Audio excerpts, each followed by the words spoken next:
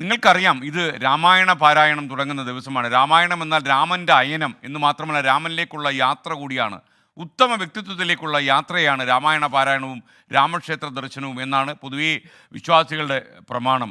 അതാണ് ഈ ആധുനിക കാലത്തും രാമായണ പാരായണത്തെ ഇത്രമാത്രം പ്രസക്തമാക്കുന്നത്. രാമായണം എന്ന് കൈതപ്രം തിരുമേനി ഇന്ന് പറഞ്ഞിട്ടുണ്ട്.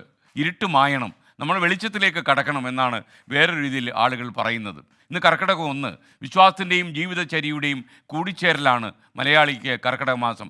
രാമായണ മാസാചരണത്തിൻ്റെ ഭാഗമായി ഇന്നു മുതൽ 30 ദിവസത്തേക്ക് വീടുകളിൽ രാമായണ പാരായണം നടക്കും. രാമ ശ്രീരാമചന്ദ്ര ജയ. രാമായണശീലുകളുമായി ഒരു കർക്കടകം കൂടിയെത്തി. തോരാമഴയ്ക്കൊപ്പം രാമായണത്തിന്റെ ഈരടികൾ നിറഞ്ഞ പ്രഭാതങ്ങളാണിനി. കർക്കടകം 1 തുടങ്ങി മാസം അവസാനിക്കുമ്പോൾ രാമായണം വായിച്ചു തീർക്കണം എന്നാണ് വിശ്വാസം.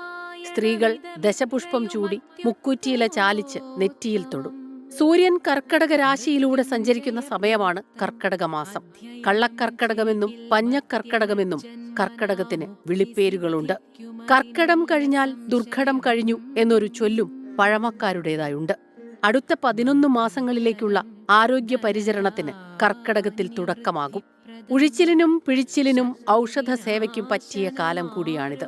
താളും തകരയും ഉൾപ്പെടെ ഇലക്കറികൾ കഴിച്ച് ഔഷധ കഞ്ഞി കുടിച്ച് ആരോഗ്യ സംരക്ഷണം. രോഗങ്ങളെ പ്രതിരോധിക്കാൻ മനസ്സിനും ശരീരത്തിനും പരിചരണം നൽകുന്ന കാലം. ക്ഷേത്രങ്ങളിൽ വിവിധ പരിപാടികളോടെയാണ് രാമായണ മാസം ആചരിക്കുക. നാലമ്പല ദർശനവും കർക്കടക മാസത്തിലെ മാത്രം പ്രത്യേകതയാണ്. Research desk 24.